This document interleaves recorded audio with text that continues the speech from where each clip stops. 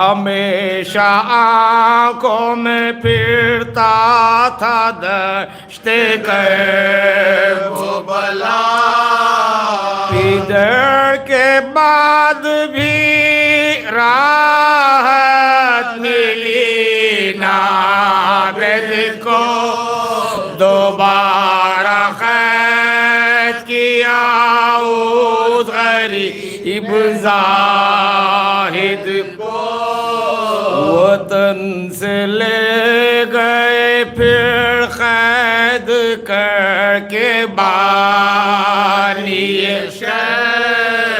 हुई भतीजे के हमराह ज़ैनबे ग़रीब शाम जो पहुँचे वो दोनों लगाया बेलचा ज़ैनब की पुश्त के ऊपर। सफर में ज़ैनबे बेकस से छूट गए सजा दयार शाम में फिर आके लौट गए सजा।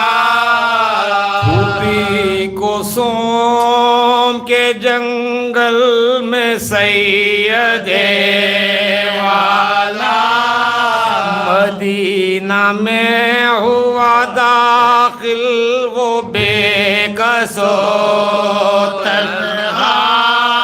वलीद शाम के हाकिम ने ज़हर भिजवाया, उसम के खाते ही आबिद ने की जहां से फलक पे हुरो मलक अर्श को हिलाने लगे। ज़मीन पे जिन्नो बशर सर पे खाक उड़ाने लगे। मोही बोदाग अलम दिल पे धर गए सजा। जो खाया ज़हर तो सद हैफ मर गए सजा।